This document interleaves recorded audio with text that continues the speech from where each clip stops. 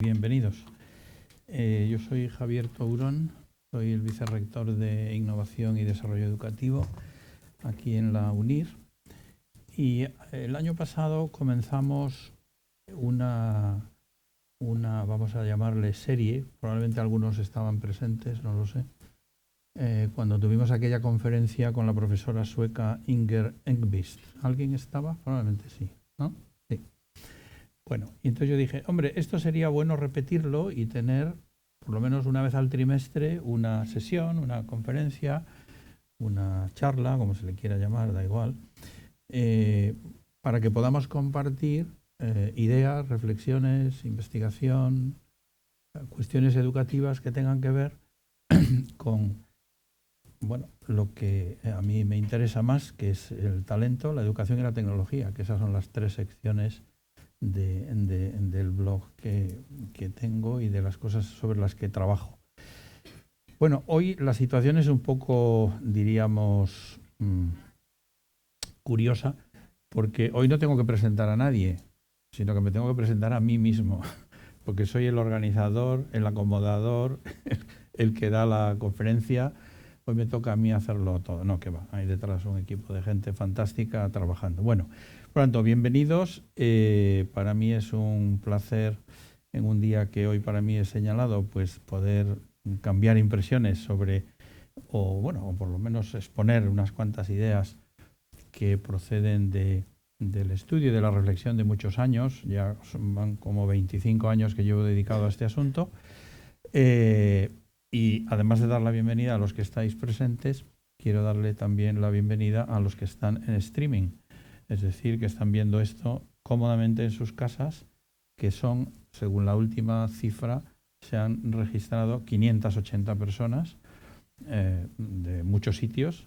Por tanto, algunos están en su mañana, los colegas de Latinoamérica, y quizá haya alguno del este que ya estará en la madrugada, no lo sé. Y luego mucha gente de España. Bueno, lo cual es una cosa estupenda porque la tecnología nos permite llegar a mucha gente de maneras muy diversas y poder difundir ideas y contenido y reflexiones que de otra manera estarían vedadas estrictamente a lo presencial. Por tanto, ahora el mundo ha cambiado y esto tiene muchas implicaciones educativas, aunque no voy a hablar de esto. Bueno, yo he puesto un título que es un poco dramático. No, es un poco retórico, pero tiene toda la intención. Esto es un drama y de momento es una incertidumbre y trataré de responder a estas dos cosas. ¿Qué pasa con la alta capacidad en España o con las altas capacidades? Da igual. Es un asunto bien conocido. Tenemos muchos datos, la situación es muy irregular según las comunidades autónomas, tampoco vamos a hablar con detalle de eso. Entonces yo voy a ir apuntando una serie de ideas o voy a hacer una serie de reflexiones que luego puedan suscitar algún debate, preguntas, aclaraciones o lo que sea, como ocurre en estas situaciones, ¿no? Voy a ir tocando, porque es imposible abordar toda la problemática de las altas capacidades. Yo he seleccionado, he preparado unos determinados aspectos sobre los que quiero hablar. Y me parecía a mí que lo primero y más importante era aclarar de qué estamos hablando. Cuando hablamos de alta capacidad y talento, ¿de qué estamos hablando?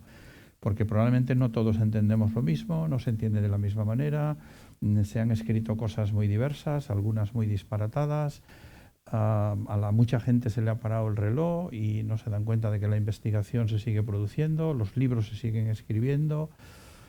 Yo procuro dar cuenta de ello en el blog, que para mí es una herramienta muy, muy interesante porque permite pues, hacer llegar a quien quiera leerlo contenidos que de otra manera pues es más difícil acceder a ellos, ¿no?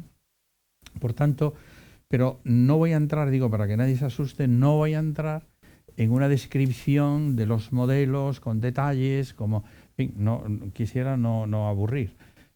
Por tanto, esto lo voy a hacer así, pinceladas, me referiré en algunas ocasiones, supongo, a cosas que tengo escritas en el blog, y por tanto el que tenga interés puede ir allí, y habrá algunas referencias más gordas de algunos escritos más profundos que están publicados y que son todos accesibles gratuitamente a golpe de clic. Por lo tanto, el que quiere estar informado puede estar informado. Una cuestión que me parece que es interesante tener en cuenta es lo que se dice ahí. En la literatura inglesa se utilizan dos términos, que es o gift, que es, bueno, traducido directamente sería regalo, pues un gifted es un regalado, diríamos, pero esto suena un poco raro. Entonces, el término que usamos en castellano para gift es dotación, o dotado para gifted, y giftedness sería la dotación. Y como se ve, aquí no aparece un término al que todos estamos muy acostumbrados y que yo procuraré no utilizar. Por eso, aquí no se dice ese término en España, sino que se dice las altas capacidades en España. Es decir, que yo he tratado de remover todo lo que he podido el término que habitualmente se ha venido utilizando, porque está ligado a una concepción que es insostenible desde un punto de vista científico. La gente no lo sabe, pero cuando utiliza una etiqueta de esta naturaleza, porque claro, cuando tú hablas de capacidad, inmediatamente dice ¿cuánta capacidad? Es decir, estamos hablando de una cuestión de grado, que esa es la realidad. Pero cuando utilizamos una etiqueta cerrada y fija, decimos, es que este es y este no es. Como si eso, es decir, la superdotación, lo diré, pero no más veces, es como si fuera una realidad física, cuando es un constructo social. Es un término que nos hemos inventado. No existe en ninguna parte. No existe. Las capacidades sí. Nada más. Bueno, ya me estoy empezando a calentar. Entonces, no, esto es muy interesante porque, claro, cuando nosotros utilizamos esa etiqueta, lo que no nos da, y ya cuando ponemos un punto de corte, pues entonces lo que estamos haciendo es retrotraernos a los estudios de Terman en el primer tercio del siglo pasado. Y hoy en día no se entiende este fenómeno de esta manera, sino que se entiende como voy a tratar de explicar brevemente. Hay un modelo que es muy conocido, que es el modelo de los 3 anillos, que curiosamente, como hay gente que se empeña en no leer a los autores, sino que lee traducciones o interpretaciones que cada quien hace como le parece. Yo el otro día escribía en el blog algo, le digo, el modelo de los 3 anillos, ¿quieres oír a su autor? Y ya no es lo que diga yo, lo que diga No, simplemente es un vídeo de 10 o 12 minutos, no recuerdo, de Renzulli, Joseph Renzulli, una persona que conozco bastante, y que él explica su modelo, ya está. Y lo primero que hay que entender aquí, no me voy a parar mucho, es que este no es un modelo de identificación. Y en muchos lugares de España se ha utilizado como un modelo de identificación. Error. ¿Por qué? Porque no es un modelo. El modelo de identificación que corresponde al modelo de los 3 anillos es un modelo que se llama de puerta giratoria. El modelo se llama revolving door. Bueno, entonces, ¿qué ocurre cuando esto se utiliza como un modelo de identificación? Pues que dice, bueno, el niño sí tiene capacidad por encima, es que podría entrar en muchos detalles que no quiero. Digo que no quiero por no aburrir, porque lo de capacidad por encima de la media, aquí supongo que habrá psicólogos, orientadores y gentes que manejan esto, cuando él habla de capacidad por encima de la media está hablando del percentil 92. ¿De acuerdo? Del percentil 92 para arriba, ese está automáticamente, digamos, es candidato a recibir una educación ya. Bueno, pero luego decimos, bueno, y además tiene que tener compromiso con la tarea. Y además tiene que ser una persona creativa. Cuando esas 3 cosas se juntan. Y entonces lo que estamos haciendo es intersectar. Y en muchos lugares se legisla con arreglo a estas intersecciones de tal manera que a lo que llegamos es al conjunto vacío. Porque por ridiculizar el asunto, digo, bueno, y además el niño tiene que ser sonriente el 90% del tiempo que está en la escuela, amable con sus compañeros, tener los ojos azules y tener pelo rubio y rizo. Hombre, es que si es I, eso es lo primero que hay que remover, esa conjunción, que es o. Eso es mucho más interesante, por tanto. Pero lo que quiero decir es que hay una concepción primera y muy común, que todo el mundo cree que lo entiende muy bien, pero resulta que lo entienden muy mal.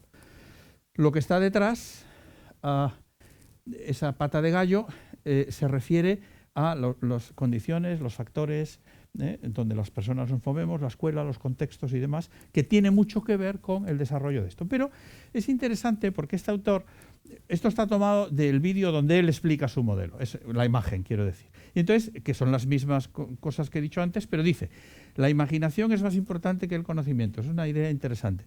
Pero dice, el artista no es nada sin el don, sin el don. Pero el don no es nada sin el trabajo. Esto es una cosa importantísima, porque si tú eres y tú no eres, si como ya eres, ya no tienes nada que hacer. Cosa que es absurda, porque uno sabe que nadie es nada, sino que todos estamos en proceso. La educación es un proceso. Las personas estamos en un proceso de desarrollo permanente. Por lo tanto, es que no tiene ningún sentido.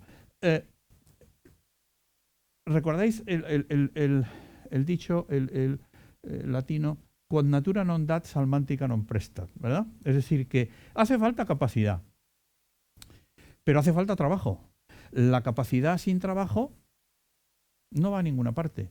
El trabajo sin capacidad va a alguna parte, pero no tan lejos, claro, evidentemente. Por tanto, esto quiere decir, mirad, lo liquido de esta forma. Vladimir Horowitz, que era un pianista muy conocido, muy famoso, pasa por ser uno de los mejores pianistas, dicen los expertos, decía, cuando no ensayo un día, lo noto. Cuando no ensayo 2 días, lo nota mi mujer. Y cuando no ensayo 3 días, lo nota el público. Bueno, si esto lo dice un... otro ejemplo, y ya nos vamos a otra cosa. ¿Qué dice típica entrevista que le hacen a Rafa Nadal después de ganar por 10ª vez el Roland Garros? Bueno, y ahora, entonces unas vacaciones, dice, no, ahora tengo que ir ahí a la embajada que nos da un no sé qué, pero luego ya mañana por la mañana tenemos que empezar a entrenar para el siguiente... Que esto no viene de fábrica. Tú tienes condiciones y tienes un buen entrenador y un buen programa de alimentación y un buen fisioterapeuta y una gran voluntad, y probablemente tu capacidad se convertirá en talento. Y si no, no hay nada que hacer. Bueno, por tanto, lo podemos complicar. Esto no es mucho para que se lea, porque eso es muy largo además. Pero es muy interesante. Luego haré referencia, porque estos modelos que voy a citar ahora están muy bien descritos en un número monográfico de la revista de Educación, del que yo fui editor con el profesor Pfeiffer, y que yo creo que os puede interesar, vamos, a que quiera profundizar en esto y meterse a fondo, con detalle, para estudiarlo. Una cosa es oírlo y luego otra es estudiarlo. Bueno, entonces, en este modelo, que es un modelo integrado de desarrollo del talento de profesor François Gagné, que lo tuvimos aquí en UNIR no hace mucho, y aprovechamos para grabar una masterclass larga donde él explica su modelo, que ahora la estamos usando en el experto en altas capacidades y desarrollo del talento, porque es muy interesante. Porque no es que yo te voy a explicar el modelo de Gagné, yo te voy a dar 4 claves y ahora te digo, y ahora tienes un vídeo de 1 hora y pico del mismo autor hablando de su modelo. Si te hago una pega, discute con él. Y además tenemos texto escrito de este asunto. Bueno, es muy interesante aquí entender, si os dais cuenta, en la parte, no me voy a referir ahora a la parte de la izquierda de todo, que tendría que ver con lo que se llama el desarrollo de las capacidades naturales, que tiene que ver con la genética, el genotipo, el fenotipo, eso no vamos a entrar, pero digamos que donde empieza la educación, bueno, la educación empieza allá, pero lo que nos interesa aquí ahora destacar es la parte de las capacidades naturales. Y fijémonos una cosa, las capacidades naturales o dones o los gifts, habla del 10% superior. Y bueno, entendemos, o este autor entiende, que al menos el 10% superior de cualquier población son personas que tienen una capacidad suficientemente elevada como para, digamos, ser tenidos en cuenta para una atención diferencial, porque claro, bueno, luego hablaré un poco más de esto, y si no, pues me preguntáis. Pero a la derecha tenemos el talento. Este es un modelo, por eso se llama modelo diferenciado de dotación y talento, que lo que hace es diferenciar muy bien estos dos conceptos. Por tanto, digamos que las capacidades naturales, que no son las capacidades innatas, lo innato está más allá. Por tanto, entre lo innato y lo natural hay todos esos catalizadores ambientales, personales y un desarrollo no sistemático, pero aquí el proceso de desarrollo es un proceso de desarrollo sistemático, como ahí se ve, transformar capacidades naturales en capacidades sistemáticamente desarrolladas. ¿Y qué hay en medio? Justamente, yo suelo decirlo de una manera gráfica, lo que está en medio es la educación. Lo que está en medio es el trabajo, lo que está en medio es el esfuerzo, lo que está en medio es la práctica deliberada, lo que está en el medio, etcétera. Creo que se entiende bien. Por tanto, este es otro enfoque, es un enfoque bastante completo que además sirve para explicar el desarrollo del talento como competencia, como capacidad proyectada en los campos del saber, pues como veis ahí, desde deporte, atletismo o las profesiones, el ámbito académico, etcétera. Aquí nos centramos en lo académico, que es lo que más nos afecta, ¿verdad? Por tanto, veréis que quiero concluir con todo esto. Podríamos ver otro modelo que también es muy interesante, que es el megamodelo de, bueno, no sé si lo de megamodelo es muy así, pero bueno, es el modelo de desarrollo del talento de esos autores, bueno, voy a decir muy conocidos, pero esto sería una... Son muy conocidos para los que estamos en esta guerra, porque nos vemos en los congresos y en los sitios, pero lógicamente para el público general no tiene por qué ser. Dices, Paula Olszewski-Cubilius. Ah, sí, hombre, si me la encuentro yo por la calle... Hombre, no, evidentemente no. Pero la traeremos algún día, porque es muy interesante. Yo quiero grabarle también, quiero que explique también su modelo. Bueno, entonces, lo que quiero simplemente aquí que nos fijemos, porque vamos a ir a otras cosas, es potencial, rendimiento, eminencia. O, si queremos, capacidad, competencia, pericia, eminencia. Esto nos da idea de desarrollo, nos da idea de movimiento, nos da idea de evolución. Por tanto, decir que, y además utilizar ese término al que me he referido antes, aplicado además a la niñez, es que no tiene ningún sentido. Porque cuando una persona es joven, todo está por hacer, todo está por desarrollar. Por tanto, nuestras condiciones personales son poco más que dudosas potencialidades. Ya veremos si se desarrollan o no. Porque para que se desarrollen, tienen que darse las circunstancias personales, familiares, sociales, escolares, que permitan que el talento emerja. Por eso decían unos autores americanos, eso no lo he traído por aquí, pero uso mucho esta frase y la recuerdo más o menos de memoria, dicen, es imperativo que los que trabajan con jóvenes vean el talento como algo educable y emergente y no como algo fijo e inmutable. Entonces, esto, claro, tiene mucha importancia, porque si el problema que tenemos entre manos es un problema de desarrollo, lo que yo me tengo que plantear ahora es, ¿y yo qué hago? ¿Yo cómo lo hago en mi familia? ¿O cómo lo hago en mi clase? ¿Cómo lo hago en mi escuela? ¿Cómo lo hago en la universidad? ¿Qué hacemos? Porque la educación realmente tiene éxito, a mi juicio, cuando el rendimiento de las personas se equipara a su potencial. Ser el primero de la clase no es ningún éxito. Tener 10 en todas las materias no es ningún éxito. Si resulta que yo estoy teniendo 10 en las matemáticas de tercero de primaria, pero yo debería estar haciendo, voy a exagerar un poco, ecuaciones diferenciales. Pues es un caso típico de una persona que está respecto a sí mismo, que es una referencia que usamos a veces en evaluación, que es la referencia que se llama ipsativa, que como todo el mundo ya ha comprendido, viene de ipse, ipsa, ipsum, que es uno mismo. Pues la referencia a uno mismo, por ejemplo, la utilizan mucho los deportistas. Le interesa saber cuál es la marca para poder entrar en el campeonato que quieren, pero le interesa mucho saber cuál es la marca que hizo ayer y compararla con la de hoy, para luego tener otra referencia para mañana y saber cómo está evolucionando, ¿sí? Por tanto, esto es una cuestión que tiene también mucho interés. Tenemos que convertir la capacidad en competencia, lo estábamos viendo hace un momento, el don y el talento, la capacidad y el talento. Hay otro modelo todavía al que sí que simplemente lo menciono, pero me voy a parar en esto, que es el modelo que habla de la dotación como desarrollo de la pericia, que es un modelo de una persona muy conocida, que es Robert Stenberg, el autor de, bueno, el autor de casi todo, porque este hombre no ha parado de escribir, ¿no? Y tiene la teoría triárquica, etcétera, ¿no? Y ha trabajado mucho en esto. Pero otra vez, fijaros, arriba, novato, experto. Al final estamos pasando del nada al todo. Bueno, y luego, claro, el nivel de eminencia, el nivel de experticia, el nivel de brillantez que cada uno tenga dependerá de su capacidad, indudablemente. Por tanto, lo que tenemos que, me parece que esto es lo más útil ahora mismo, tenemos que entender que el problema que hay que abordar y que hay que abordar desde el punto de vista educativo es esta transformación de las capacidades naturales en capacidades sistemáticamente desarrolladas. Por tanto, aquí hay una distinción que ahora no nos hace falta entrar entre lo que es el aprendizaje formal, no formal. Pero sí es muy importante saber que el talento no se desarrolla de manera espontánea. Por eso la identificación es muy importante, que es de lo que vamos a hablar después, pero no es lo más importante. Lo más importante es la intervención.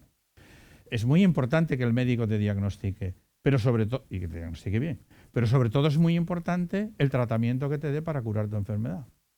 La educación, estos actos educativos y los actos médicos son muy paralelos. Bueno, por tanto, y luego hay una cuestión que es muy importante, y es que el talento que no se cultiva se pierde. Es decir, bueno, esto no sé por qué me viene ahora es decir, me da igual en cualquier deporte, lo que decíamos antes del pianista o un jugador de golf, por ejemplo, que como se sabe es un deporte endemoniado, muy complejo, pues el que no entrena, pues su hándicap se va a hacer garete, se va al garete. Es decir, no hay nada que... Bueno, como supongo que le ocurre a un jugador de fútbol cuando tiene una lesión, que tarda mucho luego en recuperar otra vez la forma, o un ciclista, o pues eso, cualquier persona que realiza alguna tarea en un nivel eminente. Por tanto, ya está. Simplemente esto es lo mismo, ya está dicho. Yo creo, si se pudiera hacer una ecuación, que no se puede, pero en fin, si lo quisiéramos así poner en forma, podríamos decir que el talento es función de la capacidad, del trabajo y de los catalizadores. Los catalizadores son esas circunstancias. Esto sería lo de los catalizadores, es terminología de Gagné, ¿no? Por lo tanto, es función de las tres cosas. Sin trabajo, la capacidad no va a ninguna parte. Bien. Por tanto, se puede resumir así también. Tenemos que transitar del potencial al logro. Esta es una diapositiva que se la he cogido prestada a François Gagné, porque todas estas cosas, bueno, porque él estuvo aquí y entonces sus cosas las tradujimos al castellano. Quiero decir que esta no es mía, pero encaja con todo este discurso. La aptitud en competencia, la promesa en actualización, lo natural, es decir, que viene a ser como la materia prima, en lo que es desarrollado sistemáticamente, la dotación en talento. Bien, ya está. Además, esto es una breve definición que nos sirve ahora, que es del autor del libro del que luego hablaré un par de minutos. Dice, además de la capacidad, pero es interesante, además, porque refuerza una cosa que me interesa ahora destacar. Además de la capacidad intelectual general y las capacidades específicas, y un buen número de factores no intelectivos, esto es también muy interesante, contribuyen de manera decisiva a configurar una trayectoria de éxito en los jóvenes más capaces. Y sigue diciendo, la práctica deliberada, he puesto ahí en gordo y en negrita y en rojo lo que es relevante aquí, la práctica deliberada contribuye a predecir el rendimiento experto en muchos dominios. Por tanto, trabajo, trabajo, trabajo. El trabajo duro, la recompensa diferida y la autodisciplina. Por lo tanto, fijaros esto que tiene que ver con el ser o no ser. O sea, como no eduquemos las cualidades que hacen falta para el trabajo esforzado, tenaz, perseverante. Hay una autora que probablemente, bueno, no sé si es conocida o no, que ha trabajado mucho en eso que se llaman las destrezas blandas, los soft skills. ¿Suena esto? Se llama Angela Duckworth. Angela Duckworth, que yo creo que se dedicaba a cosas de bolsa o algo, y ahora trabaja en estas cosas. Y utilizan un constructo que en inglés se llama grit. Grit, que es como determinación. Determinación, coraje, fortaleza, empeño. Probablemente es conocida la película de Billy Elliot, por ejemplo. Billy Elliot es un ejemplo de grit. Es un tipo con tenacidad, con tesón, y que el hecho de que su padre crea que esa actividad que él realiza no es propia de un hombre hecho y derecho en Newcastle, ¿verdad?, ciudad minera, pues no va con él. Y él acabará en el Ballet de Londres, como efectivamente acaba, venciendo todo, porque tiene un drive enorme que le lleva a vencer esas dificultades. Ahora, no hay muchos Billy Elliot en las escuelas. Hay mucha gente que no son capaces de vencer las resistencias y simplemente acaban rindiéndose o acomodándose a la situación, con lo cual quiere decir que su talento no se desarrolla. Por eso estoy insistiendo tanto en esta idea de desarrollo. Bueno, por tanto, esto es un resumen de lo que he dicho hasta aquí y ya está. Por tanto, no vamos a pararnos en esto ni un segundo. Solo una cosa que a lo mejor no he dicho así, que precisan ayudas educativas específicas. Uno de los grandes mitos que hay sobre los niños más capaces es que no necesitan ayuda. Pues ya son muy listos. ¿Pero para qué necesitan ayuda? Los que necesitan ayuda Es más, a veces te encuentras con profesores, pocos, pero a veces hay profesores que te dicen, no, es que mi trabajo se justifica atendiendo al que no puede. Estupendo, pero ¿y al que puede mucho? Pues no, parece que no. Entonces ahí hay una especie de clic mental que yo no sé muy bien a qué obedece. Bueno, una lectura muy recomendable para el que quiera profundizar en estas cosas es el número 368 de la revista de Educación, que publicamos en abril de 2015. Es un libro, es un libraco, porque son 400 páginas, pero lo tenéis en castellano, lo tenéis en inglés. Por tanto, si alguien quiere leer a los autores en el idioma en que lo han escrito, pues se coge la versión inglesa, y el que lo quiera hacer en castellano, lo tiene en castellano. Más fácil imposible, nada más que hacer clic y bajarse el artículo específico o el número entero.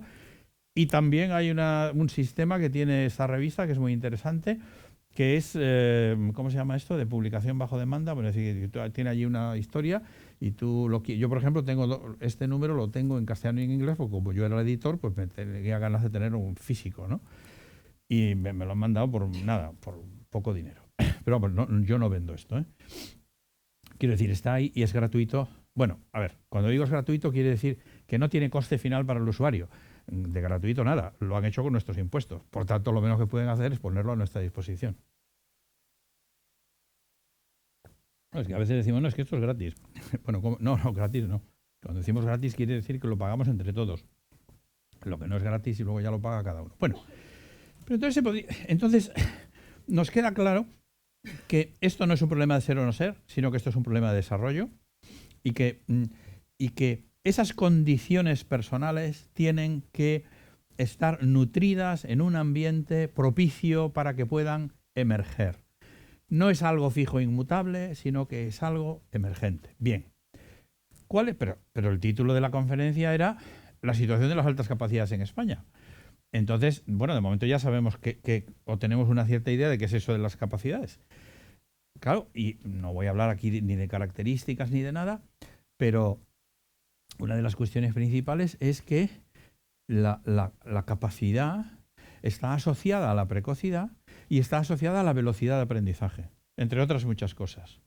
Esto es muy interesante, no voy a entrar en ello, pero lo apunto, es muy interesante para una escuela que está organizada en función de la edad y no de la competencia. Es un problema que tiene su tela y del que se puede hablar luego si queréis. Bueno, bien, pero ¿qué pasa? Entonces yo quería echar un vistazo rápido, pero rápido es rápido, a lo que pasa en España con los estudios internacionales de rendimiento. Los estudios internacionales de rendimiento, la mayor parte de ellos o casi todos, no son estudios curriculares. Por tanto, primero, no dicen nada respecto de los centros, no dicen nada respecto de los alumnos. Entonces, ¿de quién dicen? Del sistema en su conjunto. ¿De acuerdo? Por tanto, esta es una proyección que a veces se hace equivocada. A esto me referí el lunes pasado en una entrada que hice sobre el último estudio internacional en el que hemos participado. Ahora os ofreceré unos cuantos datos, porque hay datos de La Rioja específicos.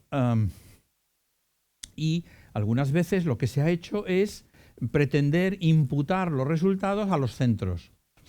Y eso no se puede hacer, y no se puede hacer por una razón técnica que no voy a explicar, pero no se puede hacer, y muchísimo menos a un alumno, ¿de acuerdo? Por tanto, cuando a veces uno se encuentra en una página web de un centro, como a mí me pasó en una ocasión, que decía, pues, nuestro centro está por encima de los resultados de Finlandia. Digo, bueno, pero ¿quién ha sido la normal que ha escrito semejante cosa? Pues no, es que me lo dijeron de la consejería. Pues oiga, en la consejería no era esta comunidad. Pues si fuera aquí no lo diría. Era otra. Esto no tiene ningún sentido. Por tanto, entendamos que no son estudios curriculares. Por tanto, no dicen nada probablemente de lo que tú haces en tu clase de manera directa o inmediata. Pero sí que da una idea de lo que está ocurriendo en el sistema. ¿De acuerdo? O cuál es el resultado o qué impacto tiene el sistema educativo. ¿Y sabéis por qué no son estudios curriculares? Porque participan 24, 25, 30, 50 países donde los currículos no son iguales. Entonces, ¿cómo van a ser estudios curriculares si el currículo no es el mismo? Por lo tanto, lo que se miden son competencias que entendemos que son transversales. Por ejemplo, medimos la comprensión lectora, etcétera. Bueno, pero a lo que vamos. Todos estos estudios se expresan, los resultados, esto es muy interesante, en una escala que llamamos escala de rendimiento. La escala de rendimiento, que además está cualificada, no solo hay un dato. Bueno, ¿para qué no me enrollo en esto? Una escala de rendimiento que se puede dividir, que se divide en tramos, de tal manera que sabemos las puntuaciones de cada uno de los tramos determinan lo que los alumnos saben y saben hacer. ¿De acuerdo? Por tanto, hay una referencia cualitativa asociada al dato, que es muy importante. Pero lo que me interesa que veamos ahora, que lo leamos de esta forma. Cuanto más a la izquierda, peor rendimiento. Cuanto más a la derecha, mejor rendimiento. Los números dentro de las barras, y todos los gráficos tienen esta misma estructura, los números indican el porcentaje de alumnos que tenemos en cada uno de los tramos de rendimiento. Eso sí se puede decir. ¿Cuántos alumnos tenemos en España en los niveles altos? En los niveles que podemos considerar de excelencia. Pues, yo qué sé, lo que diga ahí. Bueno, esto además está en las comunidades. 8%, el 8%. Entonces, voy a mostrar muchos gráficos que son iguales y casi diría, con que veamos el color, tenemos suficiente. Cuanto más verde, mejor. Y cuanto más rojo, peor. Bueno, en este caso, sí, bueno, también, o en este caso azul, ¿no? Entonces, fijaros, en España tenemos el 8%, esto es PISA 2003. No vamos a entrar ahora en detalle qué se midió este año, el otro, el de más allá. Esto es PISA, el 2003 es matemática. Sabéis que PISA se hace cada 3 años, 2000, 2003, 6, 9. Bueno, entonces digo, España, 8%. Tenemos un 8% de alumnos excelentes, digamos, de rendimiento excelente. ¿Cómo estos, cuántos son estos, o si son todos de alta capacidad o no? Bueno, al final, esto no lo podemos saber, nos da igual, pero son alumnos de rendimiento excelente. Es muy interesante porque hay gente que sin tener CIs muy altos tienen un rendimiento excelente. Por lo tanto, que es una de las lentes a través de las cuales hay que ver la alta capacidad. Una es la lente de la inteligencia, es el modelo tripartito de Pfeiffer. Una es la inteligencia, otro es el rendimiento y otro es el potencial para rendir. Típico, por ejemplo, en el tema de los deportes. Bueno, pero fijemos qué pasa en Finlandia, que siempre parece que lo traemos aquí como a colación. Bueno, Finlandia, me digo, los países de arriba, porque tienen el 25%, es 3 veces más. Entonces uno podría pensar, bueno, ¿será que nosotros nos concentramos en el que no puede tanto en vez de concentrarnos en el que puede mucho? Pero resulta que, tenemos 48% de alumnos ahí y en Finlandia 22%. Bueno, entonces uno podría decir, y además estamos en tierra de vino, este año mala cosecha. Bueno, habrá otras mejores. Pues resulta, bueno, vamos a ver si ha habido otras mejores. Resulta que la siguiente cosecha, que es 2006, pues Finlandia, Canadá tienen allá por 21, 14, lo que sea, y España tiene, ¿dónde estás? Aquí, pues un 5%. Y luego veis País Vasco, Cataluña, Cantabria, bueno, no vamos a hacer. Navarra, que es... ¿sí? Ojo, y ahora van a salir datos de La Rioja. En La Rioja tenemos un sistema educativo de los mejores de España. Cuidado. Pero eso no quiere decir que tengamos el problema que aquí estamos tratando resuelto. Ni parecido. 2009. Ya lo he marcado allí porque como esto ya está más pequeñito, para que veáis. Pues, hombre, muy bien, en 2009 ha ido muy bien porque ahí tenemos 15. Bueno, en Corea, los coreanos, pues no sé, deben ser muy trabajadores. Bueno, de hecho, en Corea, en general los asiáticos, este tema de la concepción de la capacidad y todo esto, lo cifran mucho en el trabajo. En el trabajo. De hecho, tienen a veces los niños jornadas imposibles. Bueno, pero fijémonos otra vez lo mismo. Tenemos y estos no son de los peores resultados, tenemos en este año era matemáticas otra vez, porque es 2009, por tanto, sabéis que se mide matemáticas, comprensión lectora, ciencias. Matemáticas, comprensión lectora, ciencias. Entonces así se van cerrando los ciclos. Bueno, ahí está el gráfico, no hace falta explicar mucho más. Y aquí tenemos 2012. 2012, otra vez, La Rioja tiene resultados muy buenos respecto estos son niveles altos, ¿veis? Son niveles 5 y 6. Navarra también está muy bien, bueno, como Nueva Zelanda, Australia, etcétera, esto.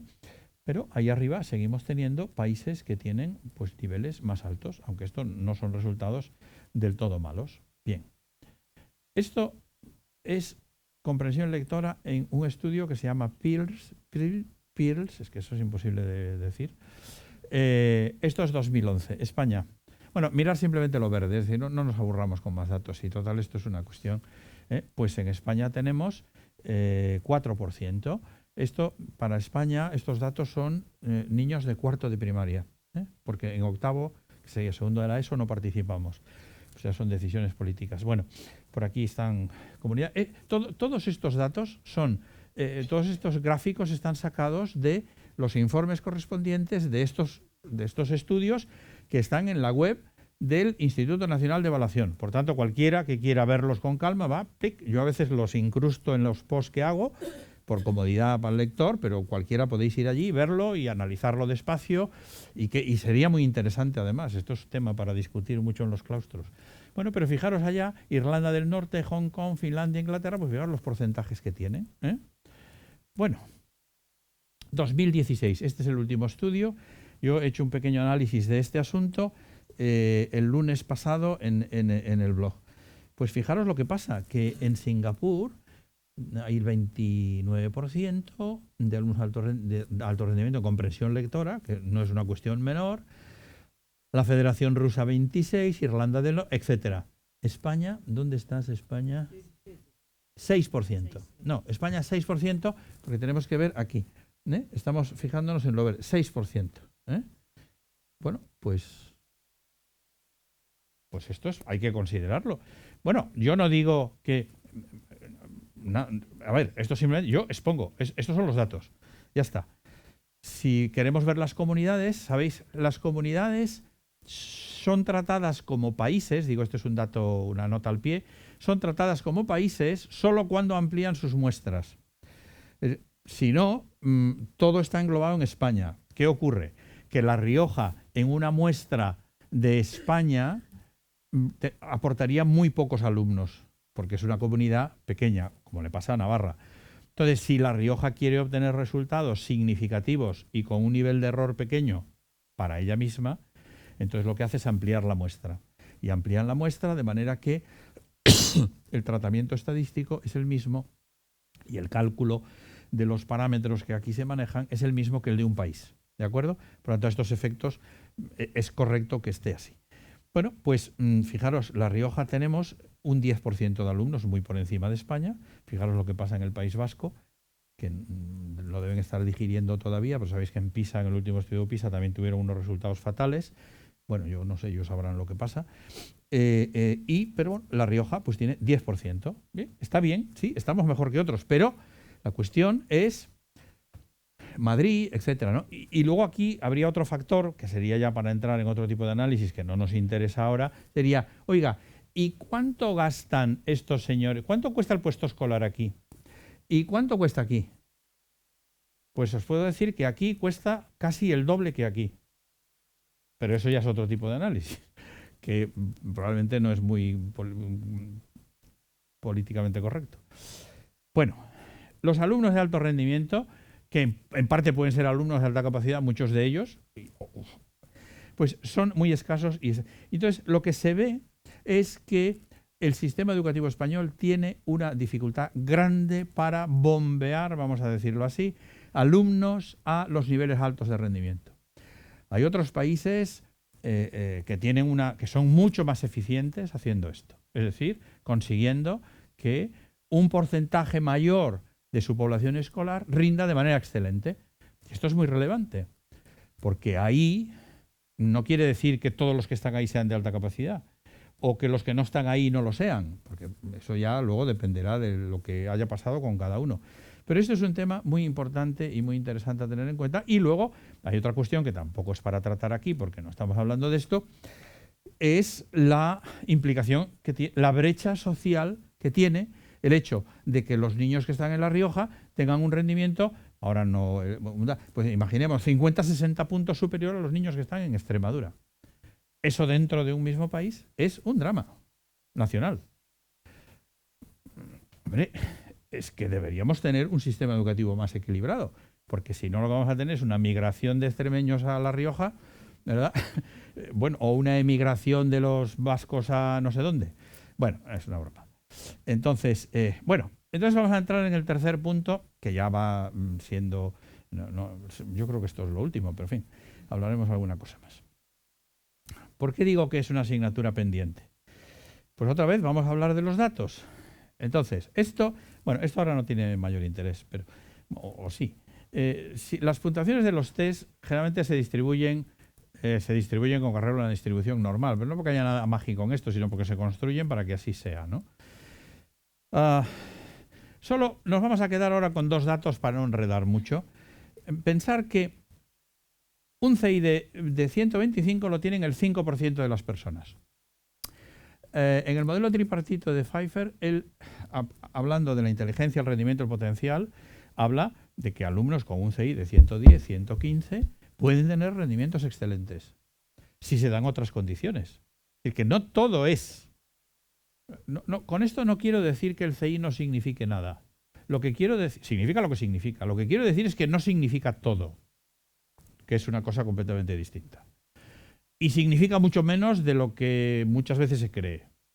Y desde luego, lo diré, no hay manera científica para justificar un punto de corte rígido. De hecho, todos los modelos de identificación que se utilizan en el mundo tienden a ser inclusivos y flexibles. ¿De acuerdo? ¿Por qué? Puede haber un chico, una chica, una niña, que tenga menos capacidad en ese indicador, que además es mucho menos interesante que un perfil diferencial, por múltiples razones. Porque otra cosa que se cree es que el que es bueno lo tiene que ser en todo. No, seguro que a Nadal lo montamos en una bicicleta y hace el ridículo. O no lo sé, pero vamos, probablemente.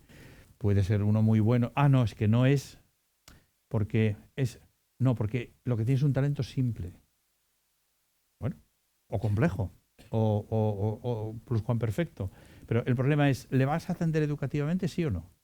¿Vas a potenciar sus puntos fuertes y tratar de paliar los débiles? ¿O porque no entra en una categoría que tú has establecido artificialmente, que no hay quien la justifique, no es, y por tanto, oiga, a mí no me cuente historias? Y, claro, esto es como la altura. Es decir, no, es que yo soy alto porque mido 1,80. No, yo no mido 1,80. Pero, oiga, ¿y si mides 1,79 no eres alto? Pero, ¿os dais cuenta que este es un problema de referencias que no tiene ningún sentido? Bueno, quedémonos con este dato. El 5% es un CI de 125. Podríamos bajar esto hasta el 110, hasta el 115, como algunos autores. ¿Y esto por qué? Porque son buenos, son majos, son flexibles. No, porque hay toneladas de estudios y de investigaciones donde se ve que niños con indicadores globales de la inteligencia en esos términos y una buena situación educativa tienen rendimientos excelentes. Pues ya está, porque hay mucha evidencia científica de todo lo que estamos diciendo aquí. No es que, que estos son opiniones y esto. Bueno, no estamos hablando de eso. Bueno, pero quedémonos también con otro dato un momento. En una población normal, ¿cuántos sujetos tienen un CI de 130 o superior? Respuesta, el 2,28%. Esto es un tema matemático. Es decir, ¿cuál es el área bajo la curva normal por encima de dos desviaciones típicas, ¿no? Esto es una distribución que tiene una media de 100, una desviación típica de 15, 2,28%. Esto es así. Eso no quiere decir que esto pase en tu escuela, pero en la población general esto se cumple inexorablemente. Es como la ley de la gravedad. Bueno, quedémonos con esos otros datos. Esto veis que está de un color un poco diferente y los números también, porque los he pegado esta mañana. Pues estos son números porque no son contemporáneos de los otros, porque esto la última vez que tuve paciencia para hacerlo era cuando yo era solo profesor y vivía feliz y bien, pues claro, cogí todo. Lo único que hice fue coger los datos. Hay una publicación que se llama Datos y Cifras, Ministerio de Educación y Ciencia. Uno va allí y coge los datos. La Rioja, 0,7% de la población escolar. ¿Cuál es la población escolar de España? 8 millones. El 0,7, 7 por 8, 56. Pues 56.000 alumnos, se acabó. Y ahora digo, bueno, ¿y cuál es el 5%? ¿Y cuál es el 10%? ¿Y cuál es el 15%? Eso lo he hecho en todas las comunidades que veis ahí, pero vamos a fijarnos en la que nos interesa. Eso lo hice, pues a lo mejor hace 2 o 3 años y por tanto eso no está actual. Pero no me importa tanto el número, el dato, sino la magnitud del problema.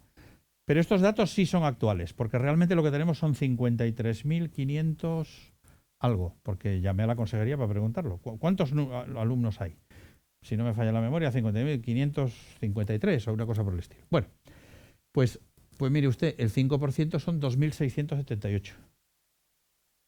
Y el 10% son 5.356. ¿De acuerdo? Muy bien. ¿Recordáis esto? 5%, 2,28%. Pues allí donde dice 2.600... Bueno, no, es que este tipo es un exagerado. Es como los padres, que creen que todos sus niños son unos fenómenos. No es esto. Si quieren, yo me puedo pasar solo por un momento al 130. Me paso al 130 solo por un momento. Entonces aquella cifra es aproximadamente la mitad. 1.400 alumnos. ¿Sí? 1.400. Solo por un momento, pero 1.400. Bien. 1.400. Ahora que me lo expliquen. Ahora alguien me tiene que explicar por qué en La Rioja hay identificados 191. Estos son datos oficiales, yo no me he inventado nada. Ni siquiera me estoy metiendo cómo han sido identificados, que habrán sido bien identificados seguramente. No pongo en duda absoluta el trabajo de los orientadores, ni muchísimo menos. Esto no es una guerra con nadie, esto simplemente es poner encima de la mesa un problema que si no lo reconocemos jamás lo vamos a resolver. 191. Bueno, yo dije, bueno, vamos a hacer un poco de análisis de este asunto. Y entonces se me ocurrió ir a los datos desde el curso 11-12. Entonces en el curso 11-12 teníamos 50, los números que se ven. Bueno, ahí dice, no, hombre, hemos mejorado. Esto recuerdo en una ocasión en otra comunidad que no era esta, donde tenían identificados, me parece que eran 141, digamos. Y tenían que tener 15.700. Y entonces yo fui por circunstancias a la Comisión de Educación del Parlamento aquel y estuve allí hablando con unos señores y tal. Y uno me decía, hombre, es que usted ha venido aquí a hacer un discurso y se tiene usted que dar cuenta de que hemos mejorado mucho. Claro, esto me lo podría decir ahora cualquiera de la... Decir, hombre, pero usted que se queja si teníamos 52. Fíjese, si eso fuese la tasa de ganancias de mi fondo de inversión, estaría uno, si tuviera uno, pues saltando de alegría. Oiga, fíjese, esto va a la economía como un tiro. Pero recordamos la cifra, 1.400, 2.700, 5.000, 8.000. Entonces, claro, alguien me tiene que explicar entre 1.400 por un rato y 191, algo se nos ha perdido. Entonces yo le decía, hombre, mire, en una escuela, le decía, era el portavoz de un partido político concreto, y le dije, vamos a ver, en una escuela en la que no hay libros y compran un libro, ¿sabe usted cuál es el incremento en libros? Como era una pregunta retórica, y además me di cuenta que lo estaba poniendo en aquel que decía, oye, convoca a los concejales para el jueves. Y oye, ¿el jueves cómo se escribe? Bueno, que vengan el miércoles. Pues esto, yo vi que la cosa era... Porque claro, el incremento en libros es infinito, pero solo tienen un libro. ¿De acuerdo? Entonces, 191 respecto... No he calculado los porcentajes de incremento, pero vamos, x2 menos x1 partido por x1 multiplicado por 100. Pero 191 sobre 1.400... Alguien tendrá que reconocer conmigo, aunque solo sea uno de los presentes o de los televidentes, que algo se nos ha perdido por el camino. O sea, aquí a alguien algo se le ha perdido por el camino. Claro, entonces esto hay que reconocer, pero no pasa nada. Porque entonces la gente te pregunta, y sobre todo los periodistas te preguntan, entonces que es muy difícil identificarlos. Digo, está tirado, pero solamente hay que querer hacerlo. Lo que ocurre es que estamos escondiendo la cabeza debajo del ala, porque esto es un dato objetivo. ¿De acuerdo? Entonces ahora me podría decir, no, es que mire usted, la distribución de la inteligencia en España, y particularmente en La Rioja, es distinta de otros lugares de la comunidad. ¿Eso qué quiere decir? ¿Que somos más tontos que otros? ¿Que ha habido una migración de gente inteligente a otros lugares de España y aquí no están aquí? Bueno, entonces, claro, yo esto que voy diciendo, me lo voy diciendo a mí mismo, porque yo... Esto, claro, después de 25 años, esto se ha convertido ya en mi ONG particular. Es decir, yo soy un abogado defensor de esta causa, porque le llevo dedicada media vida. Y además es que creo que merece la pena, porque nos va mucho en ello.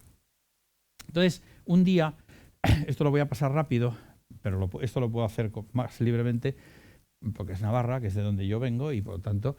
Entonces un día dije, oye, vamos a ver qué pasa con los niños con dificultades de aprendizaje. Datos oficiales del servicio correspondiente. Bueno, y pasa lo que pasa ahí. El día que lo hice, que pues ya se ve que hace unos años, porque he terminado en el 13, Fijaros, la línea azul es la línea de los niños de alta capacidad. Y la línea roja es la de los niños con dificultades de aprendizaje. Pero no acabamos de ver hace un momento una curva normal. Y no hemos visto que los porcentajes por arriba, que es simétrica y por tanto que los porcentajes por arriba y por abajo son aproximadamente los mismos. ¿Cómo es posible que yo tenga identificados 3.207 niños aquí con dificultades de aprendizaje, del tipo que sea, y aquí tenga 237? ¿Pero qué pasa? Pero esto no se lo plantea nadie. Bueno. Otro argumento más. Pero ¿y qué pasa cuando identificamos en un centro educativo? Es decir, ¿qué pasa cuando echamos las redes al mar? Pues pasa lo que tienen ahí. Estos son datos reales de centros reales en los que yo he hecho evaluaciones de la capacidad de los niños, particularmente capacidad verbal y capacidad matemática, porque son los dos mejores predictores del rendimiento escolar. Pues eso es lo que pasa. Fíjense que alumnos con un percentil 95 son, es decir, de 1.293 alumnos totales evaluados, porque cuando evaluamos a todos. Porque evaluar la capacidad es determinar la capacidad que tiene cada uno, y algunos tienen muy poca capacidad. Pero ojo, porque aquí hay una trama de, bueno, es que todos tenemos talento, todos tenemos capacidad. Digo, sí, pero algunos tenemos poca. Y talento, poco también. Porque si no, a veces ahí se encierra una trampa, otra vez, del igualitarismo. Como todos tenemos capacidad, todos somos iguales. Pues no, señor, mire usted que no. No es así. Ese no es el razonamiento. Todos somos iguales como personas, ante la ley, todos merecemos el mismo respeto y dignidad, etc. Bueno, parece que todos no, porque los más capaces no veo yo que se les respete tanto como los demás, porque se les ignora olímpicamente. Pero fijémonos en esto. De 1.293 alumnos evaluados, 178, que representa un 14%, tenían un percentil 95 o más. Y ahora cualquier observador me dirá, pero eso no cumple los datos de la curva normal que estábamos viendo antes. Ciertamente, aquí hay porcentajes mucho mayores. ¿Sabéis por qué? Porque estos centros que yo he evaluado tienen una población que no representa a la población general, sino que son centros, ahí hay de todo, ¿eh? Hay centros públicos, hay centros privados, hay castolas, hay de todo, pero generalmente son centros privados. Y por tanto que tienen poblaciones más favorecidas. ¿De acuerdo? Bien, eso es por lo que no coinciden los porcentajes, pero todavía más peor me lo pones, porque quiere decir que los que estén aquí, que tengan una población más favorecida o que tengan un índice socioeconómico y cultural superior a la media de la población, tienen un problema más grave todavía, porque seguro que tienen muchos más alumnos ahí. Y al mismo tiempo, y lo dejo aquí, pensemos la injusticia que supone no atender esto en el sistema en su conjunto, porque entonces lo que estamos haciendo es crear una brecha cada vez mayor entre los que tienen recursos y los que no los tienen. Entonces, de una manera un poco dialéctica, yo a veces digo, es que porque si nos obsesionamos con el igualitarismo, con la igualdad, con fomentar la igualdad de lo que es diverso, pues entonces al final yo suelo decir, digo, hombre, es que entonces al final los supuestamente defensores de los pobres solo acaban beneficiando a los ricos. ¿Entendéis lo que quiero decir, no? Esto es así, porque si el sistema no me da lo que yo necesito y tengo recursos, me lo busco. Si tú no tienes recursos y el sistema no te da lo que necesitas, te aguantas, que para eso estás. Pues no sé yo, pues eso es muy injusto. Eso es, más que injusto, eso es intolerable en el siglo XXI y en cualquier comunidad, en cualquier país. Pero en España y en La Rioja, por favor. Bueno. Pero yo sé que todavía aquí hay gente que no cree que los alumnos sean tan distintos como estamos diciendo. Y por tanto yo he traído mi artillería. Este gráfico está muy bien porque obedece a estudios, a resultados empíricos. Si yo dijese abajo, cuando nosotros evaluamos a los niños con un test adecuado a su edad, pues la distribución de las puntuaciones será más o menos así, una distribución normal. Entonces yo diría, hombre, ¿creéis que hay muchas diferencias entre estos que están aquí arriba y estos que están aquí abajo? Todo el mundo me diría, hombre, pues sí, ¿verdad? Pues la lógica me hace pensar que los que están en la parte de izquierda tienen un poco de lo que se mida y los que están en la parte alta tendrán mucho. Pero si yo dijese, ¿y estos que están en el 1% superior? ¿Creéis que son muy distintos entre sí? Este grupito de aquí del 1% superior, hombre, la intuición primera me lleva a decir, hombre, no, esos serán muy iguales entre sí, si están en el 90, están ya en el límite superior que se salen de la... Pues esto es fascinante para los que estamos en estas historias investigando, porque cuando esos niños o niñas o jóvenes de ese 1% superior, por tanto, pensemos, percentil 99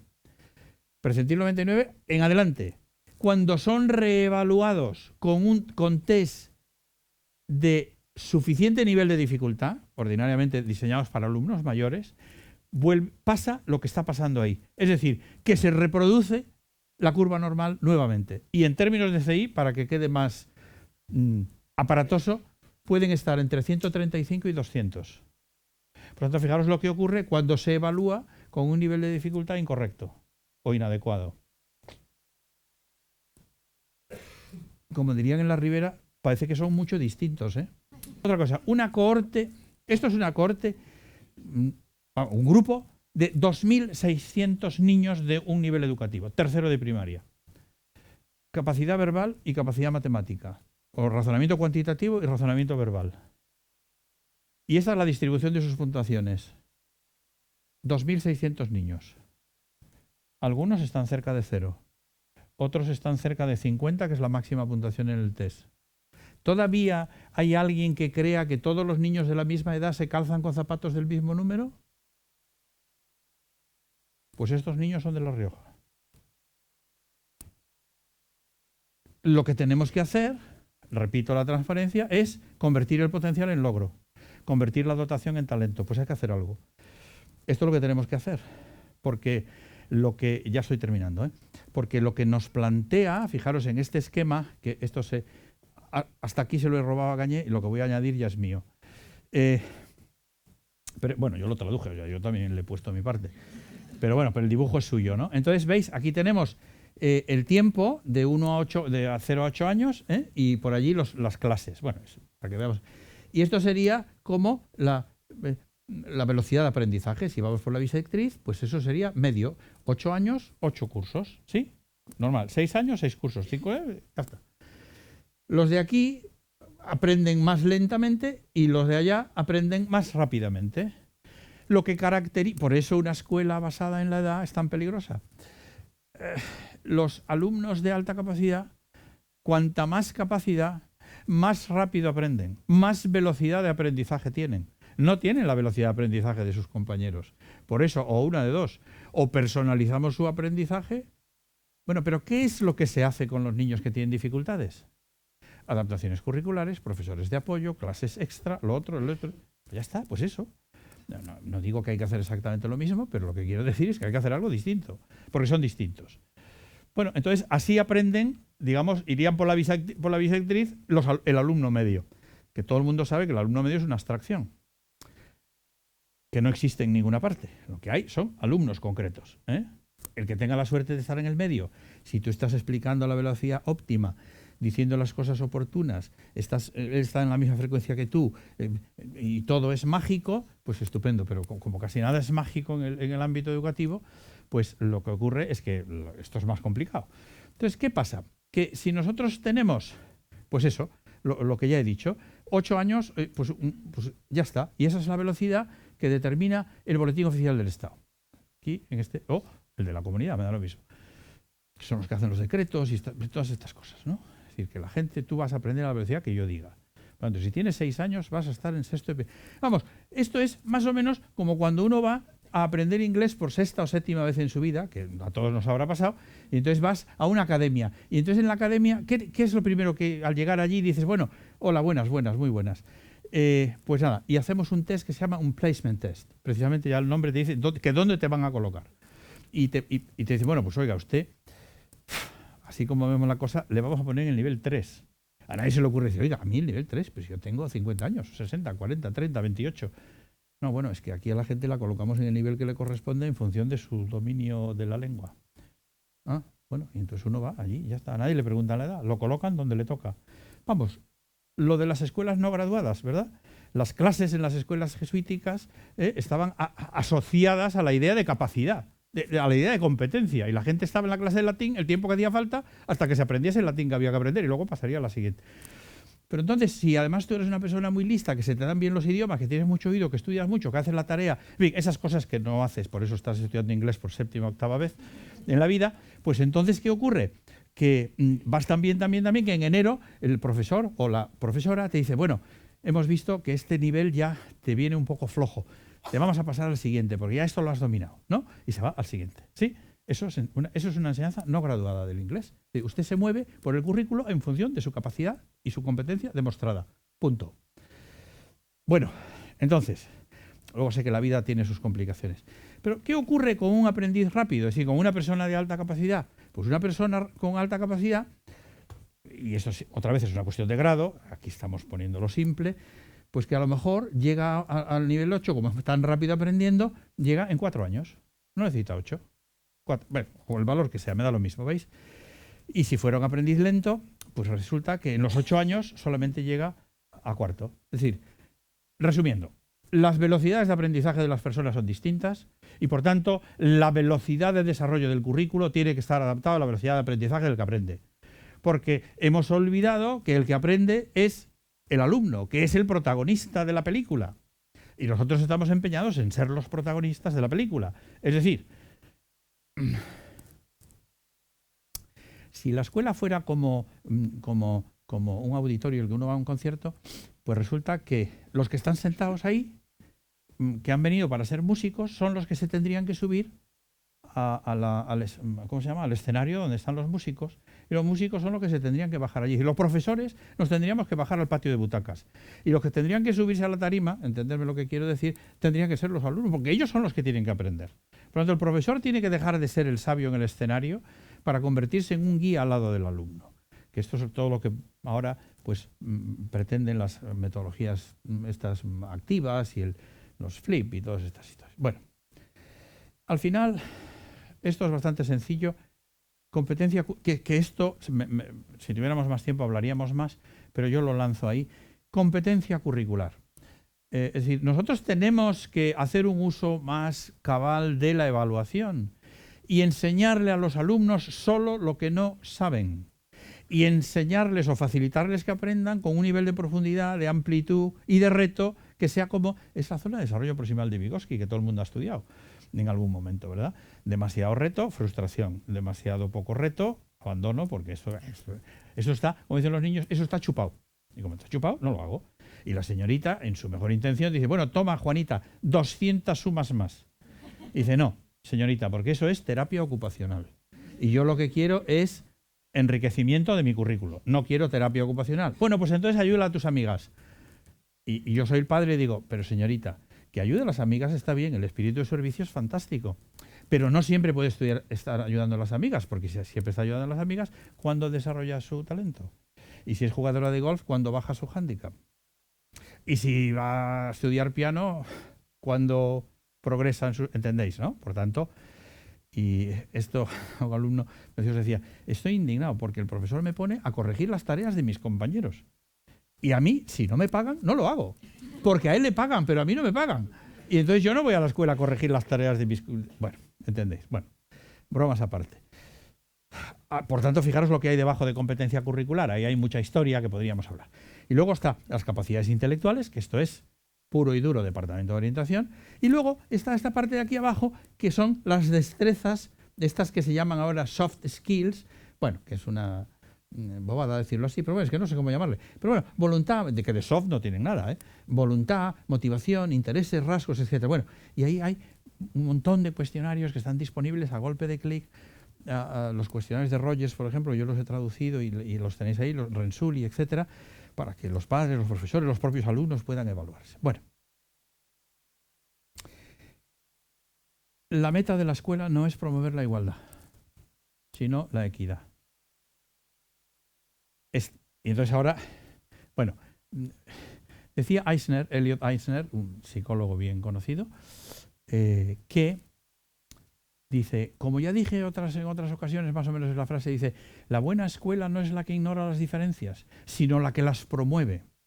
Eso sí, elevando la media, pero aumentando la varianza. Por lo tanto, quiere decir, esta mañana lo decía otras gentes, cuando nos tomamos en serio la educación de los más capaces, mejora la educación de todos. Mejora la educación de toda la escuela en su conjunto. Pero la escuela tiene que ser como una carrera. En las carreras todos los corredores salen juntos, igualdad de oportunidades. Pero a medida que pasa el tiempo, hay algunos que cada vez van estando más adelante. Los demás siguen corriendo, pero no corren tanto. ¿Qué hacemos? ¿Frenar a los de delante para que se cojan todos de la mano y lleguen todos juntos a la meta? Eso sería, bueno, sería un ejercicio bastante chusco, pero porque nadie corre para llegar cogido de la mano con todos sus 3.000 compañeros, ¿no? Sería más complicado. Por tanto, lo que tenemos que hacer es dejar que cada uno corra todo lo que pueda correr, avance todo lo que pueda avanzar, con la profundidad con la que pueda hacerlo. Y eso, no sé vuestro caso, pero si yo miro alrededor, mis colegas, mis conocidos, todos son mucho más listos que yo. Y yo estoy encantado, porque cuando tengo un problema que no sé resolver, cojo el teléfono y le llamo. Le digo, oye, ¿esto cómo se hace? Que no sé. Me lo explican. Quiero decir que el que promovamos óptimamente el desarrollo de las personas no quiere decir que... Es decir, esto es muy viejo. La igualdad, al principio, es lo que se llama, lo que llamaba Stuart Mill, la igualdad ex ante. Y la igualdad al final es la igualdad ex post. Stuart Mill, siglo XIX. Y la igualdad ex post es la ruina del desarrollo social, decía este autor. Si al final todos somos iguales. No. Oiga, es que a usted, si usted lo que quiere es promover la igualdad, ¿a usted le da igual un médico mediocre que un médico estupendo cuando esté enfermo? A mí no. A mí no. Y además, el que un médico sea mejor médico que yo, a mí no me produce ningún desdoro. El que haya señores que se puedan subir el Tourmalet en una bicicleta de titanio, me parece estupendo. Yo, como no tengo ningún interés en eso, no tengo ninguna frustración tampoco. A lo mejor me sentiría frustrado si yo hubiera querido ser ciclista y siempre me estuvieran hurtando la bicicleta. Lo que no podemos hacer es hurtar la bicicleta a los niños, o el piano, o lo que sea. Decía Aristóteles, la cita ya un poco antigua, que es tan injusto tratar igualmente a los desiguales como tratar desigualmente a los iguales. Por tanto, la igualdad es parte de la justicia, pero solo para los que son iguales. Esto es un tema muy interesante. Bueno, ¿se puede resolver el drama y eliminar la incertidumbre? Bueno, pues yo creo que hacen falta por lo menos estas 4 cosas, que lo leo. Identificar sistemática y periódicamente a todos los escolares. Yo, desde luego, si yo mandase, que ni mando ni mandaré, en fin, espero ser librado de semejante responsabilidad, yo obligaría a todos los colegios a evaluar el potencial de todos sus escolares de manera sistemática y de tener planes de atención acordes a esa evaluación. Ya está. Si esto está tirado. Oiga, es muy difícil, no, es muy fácil, pero hay que reconocer el problema, hay que querer hacerlo. 2. Promover una escuela, fijaros que estamos volviendo casi a los griegos, promover una escuela menos graduada, más orientada a la competencia que a su edad, permitir la movilidad por el currículo en función de su competencia demostrada. Bueno, aquí hay miles de temas que no se pueden tocar, pero si hablásemos, por ejemplo, de la aceleración, que es un término que está... y la gente confunde la aceleración en España con avanzar de curso, cuando hay 18 modalidades de aceleración diferentes, que no tienen nada que ver con eso. Bueno, potenciar la personalización del aprendizaje y la flexibilidad curricular, uso de las tecnologías digitales y la pedagogía adaptativa. Bueno, y en el fondo, yo creo que es facilitar el acceso a programas de intervención orientados al desarrollo del talento, también fuera de la escuela. Porque hay una parte muy importante que tenemos que resolver dentro de la escuela, optimizando el uso del tiempo escolar. No podemos tener al niño aburriéndose 7 horas en la clase para que luego le demos 4 horas de actividades extraescolares y convirtamos sus jornadas en algo imposible, porque eso es inhumano. Y además es ineficiente, y eso tiene un coste económico y un coste social y un coste afectivo y un coste para las familias de todo tipo que es totalmente intolerable, ¿no? Bueno, ya está, tenemos que ir a una escuela más personalizada. Una escuela que suponga una aventura diaria para los alumnos. Y uno dirá, bueno, es que... ¿y cuál es la ratio profesor-alumno en Finlandia? Típica pregunta del Twitter, ¿no? Y dice, pues mira, te lo voy a decir. Y pones allí, pero esa no es la solución. El problema es cuál es la tecnología educativa que se está aplicando en las aulas. Tecnología educativa, no digital. Lo digital es esto. Tecnología educativa. ¿Qué se está haciendo? Porque en esta clase ya se ve lo que se está haciendo. Las porque esta clase es para esto. Pero si toda la enseñanza fuese así, esto, pues las ovejas se dormirían, porque esto es imposible. Y además esto es un ejercicio de fe permanente, pensar que la gente está en la misma sintonía en lo que tú estás diciendo, ¿no?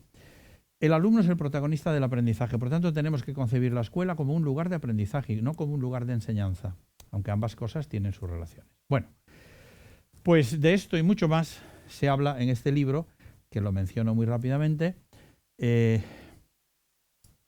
Veo que ya hay quien tiene un lector de códigos QR y ya lo está usando, ¿o no?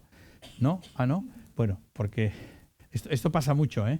Entonces, ahora alguien hablaría de los nativos digitales, que es una de las tontadas más grandes porque cuando Prensky habló de esto, no estaba los niños de nativos, o sea, son nativos digitales, quiere decir que cuando nacieron ellos había tecnología, pero no saben hacer con la tecnología más que las cosas que les interesan a ellos en Instagram, en el WhatsApp, y preguntarle a la fulanita que de qué color es el jersey que se va a poner el viernes. Pero luego les dices que tienen que utilizar, yo qué sé, herramientas muy sofisticadas o no tanto que utilizamos en el aprendizaje y no tienen ni la más remota idea. Estos son datos que se pueden comprobar. Bueno, para los que tengáis interés, este es un libro que editamos en UNIR, es la edición de un libro que se llamaba, del libro inglés de este autor, de Pfeiffer, es una guía práctica, pero es un libro técnico, serio, donde se desarrollan las concepciones más modernas de la alta capacidad, algunas de las he mencionado aquí, donde se habla de los temas más técnicos referidos a los test. Y luego hemos añadido, y además lo tenéis ahí, el análisis del contenido y el prólogo está ahí. Yo ponía los códigos QR pensando que todo el mundo, los iba a fichar para ir directamente a la web donde están, pero no importa, lo podéis hacer igual. Si buscáis, ponéis simplemente poniendo en Google Pfeiffer espacio Tourón, os saldrán estas entradas, entonces ahí lo veis, donde yo analizo el libro en el blog. Es un libro que está ya disponible, lo mismo en papel, que es que al final ha salido un libro de casi 400 páginas, y yo cuando lo vi el otro, el inglés era más pequeño. No sé si es por el tipo de letra o porque cuando traduces, los españoles usamos más palabras que los ingleses. Bueno, entonces añadimos 2 capítulos, el tercero, que es yo creo que es muy interesante porque es sobre características de los alumnos de alta capacidad en todos los planos. Yo creo que es muy completo. Y luego hay un último capítulo, el 9, esto lo hicimos de acuerdo con el autor, claro, que lo escribí yo sobre un modelo de identificación que tiene que ver con estas curvas que vimos antes y del in-level, out-of-level, etcétera. Bueno, pues ya está. Entonces ahora... mira que bien, aquí no se pasa y aquí se pasa. Bueno, pero ya está. Pues es esto, es decir, tiempo de cambiar, tiempo de mejorar. Porque es que tenemos otra revolución detrás, que es la revolución de la realidad virtual, que es la revolución de la realidad aumentada, que es, por eso en la Escuela de Formación de Profesores que tenemos en UNIR estamos trabajando en estas cosas para ofrecer cursos muy específicos, breves, muy concretos, que están muchos de ellos muy orientados. Tenemos un experto en metodologías inversas, tenemos un experto en altas capacidades y desarrollo del talento, pero luego estamos desarrollando unos cursos muy específicos de competencia digital docente en áreas específicas, en matemáticas, en lengua, en historia, etcétera, etcétera, ¿no? Es decir, hace falta formación, los profesores necesitan formación y hay que ponerla a su alcance. Bueno, pues eso es lo que tenía para contaros. Muchas gracias.